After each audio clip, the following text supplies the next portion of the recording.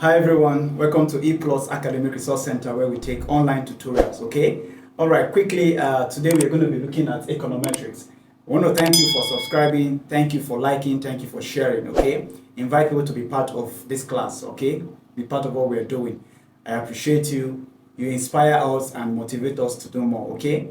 Alright, so today we're going to be looking at econometrics, and these are the outline of what we're going to be looking at today. Okay, now, when we say, we are going to be looking at introduction to regression analysis, under econometrics actually. So we're going to be looking at the meaning or the aims of regression analysis, okay? Now, when we say regression analysis, what do we mean? Regression analysis allows us to predict, okay, one variable with another, okay? Now, also it allows us to find the relationship between one variable and another variable, whether the relationship is positive or negative. Do you get it? It allows us to predict one variable on another, or help us to find the relationship between one variable and another variable. Okay, are you with me? And regression analysis, there are two types. Okay, we have the simple linear regression and the multiple linear regression, okay? The simple and the multiple, okay? Now, when we say simple linear regression, okay, we're trying to say the relationship between one variable and another variable. Only one variable, only one explanatory variable is involved. But when we say multiple linear regression, we're saying more than one explanatory variable are involved, okay? I'll give you an example of what I'm talking about, okay? Now, when we say what are the aims of the regression analysis, now, number one, regression analysis help us, okay, to find the relationship between one variable and another variable, or the relationship between one variable and one or more variables. When it is relationship between one variable and another variable, it is called the simple linear regression, okay? When it is between one variable and multiple variables. For instance, we want to find out what influences the consumption of electricity in the home, okay? Now, when we say, we can give variables like the number of the number of household, or the size of your household, the number of appliances you have, your income, your weekly income or your monthly income.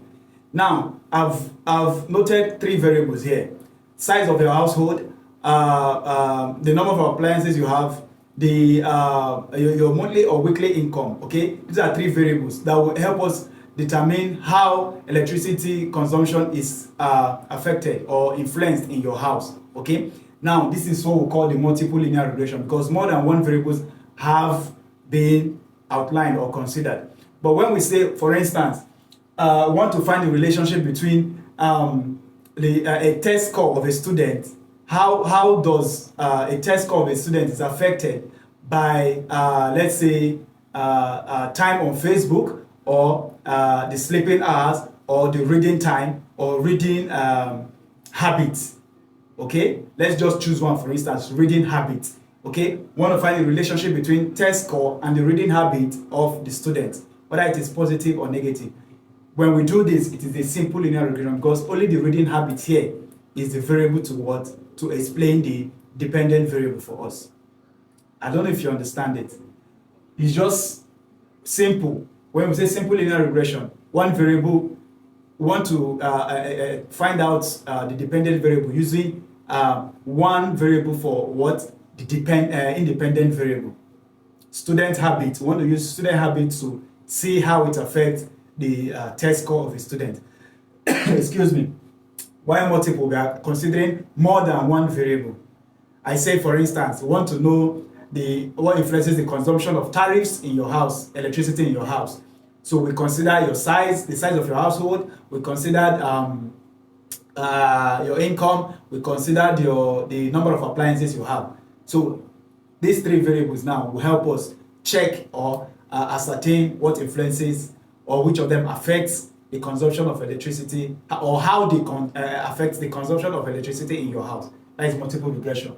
Okay, so now what are the role of the variables in the linear equation? Now we have the general equation of the regression analysis as this. Okay, now this one here is what we call the dependent variable. Dependent variable. Okay, this one here is what we call the intercept or constant. Intercept or constant.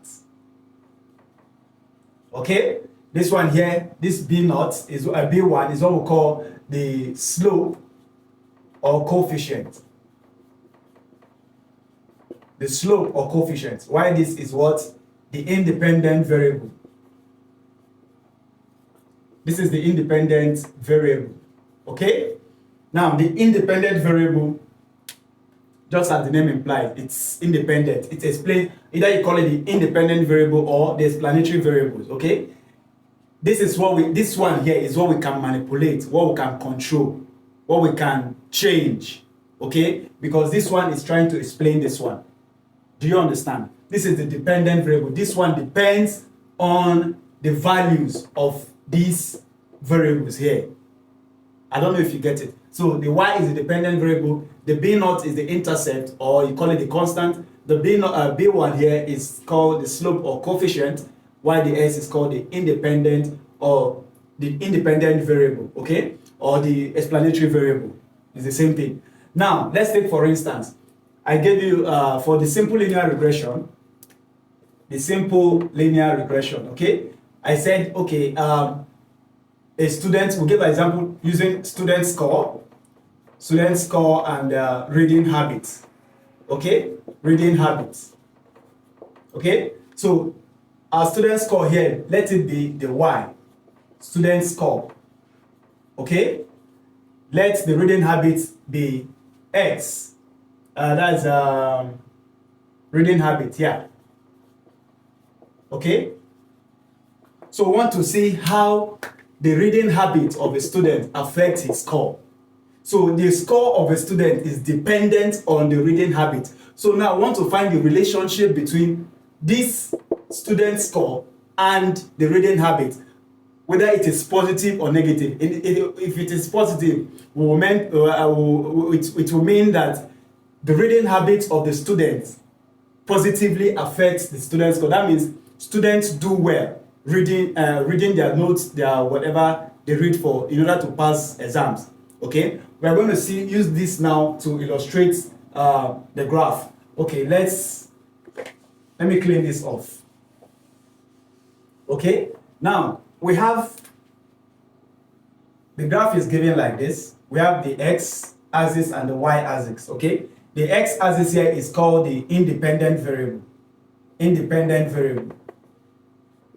Why this is the dependent variable? Okay, the dependent variable here is our student score. Why the dependent variable here is reading habits. Okay, reading habits. Now let me tell you how the graph works. Now, if there is a movement, if the x-axis there's a movement like this, if the x moves in this direction and y moves in this direction, we say there's a positive relationship. If s increases as y increases, there's a positive relationship, okay? But if s increases and y decreases,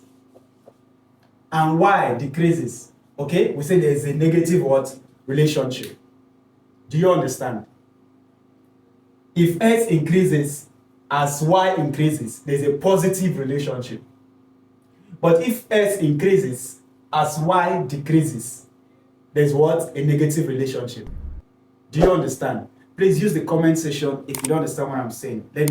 I'm going to explain them more using the comment section, okay? Are we together? Now let's move forward. This also means that for every unit increase in x, okay, y increases by the value of b1. For every unit increase in x, y increases by the value of what? or increases by b1. Okay, for instance, let's say y is equal to 4 plus 2x. Okay, for every increase in x, y increases by 2. Do you understand? Y increases by 2. So now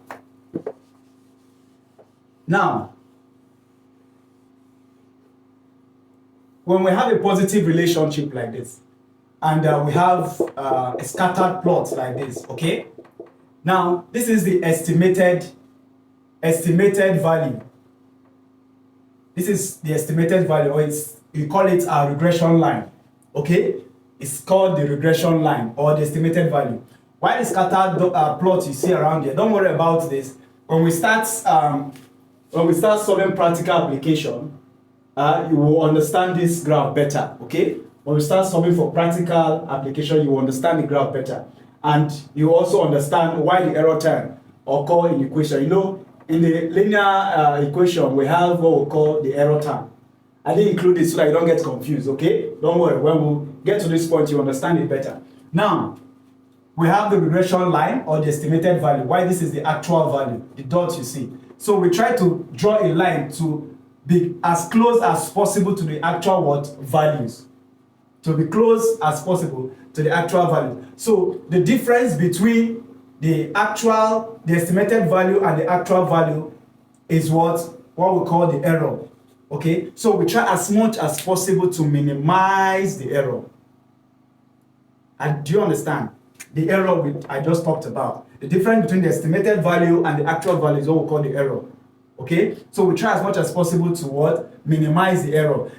And again, remember I told you, we use what we call the OLS, the ordinary least square estimation method, for the regression it is the common and the most commonly used method, the ordinary least square estimation method, to solve for linear regression. So in the next class, we are going to see practical. I'm going to draft out a question where we're going to solve practical example of how we arrive at these plots, these dots, and this regression line, and how we get the difference between the estimated value and the actual value. Okay, I don't want this class to be too long. I need you to take your time, go over it again, where you don't understand, use the comment section. Okay, let me do a recap. Now we say the regression analysis help us to find okay, one thing again, sorry, I forgot to mention. Under the aims of the regression analysis, I say it's help us to find the influence or the relationship between one or more variables. Okay. Secondly, it helps us predict. It helps us predict or forecast future values. For instance, if we know that if we have an income through our sales this year as let's say 4 million, the income we realize this year is 4 million.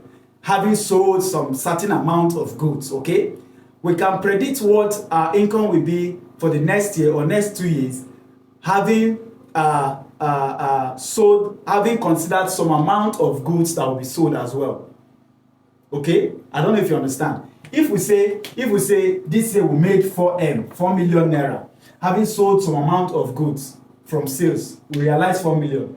Having sold some amount of goods from amount of products or goods, okay, we can predict what our next year income or next year revenue will be with same or predict some number of goods that will be sold. Okay, I don't know if you get it. Don't worry, when we begin to solve practical examples, you will understand what I mean properly. Okay, all right, I'm going to stop here. I don't want the class to be too long. Take your time, go through it. This is just an introductory class. In the next class, we are going to see practical examples, and I'm going to explain in depth. I don't want it to be cumbersome. I don't want it to be too confusing. Okay, that is why I use simple and plain terms to explain. So in the next class, we are going to progress and solve practical example. Okay, thank you very much for staying. Please, if you have not subscribed, subscribe, share, invite people to be part of what we're doing. Okay, see you in the next class.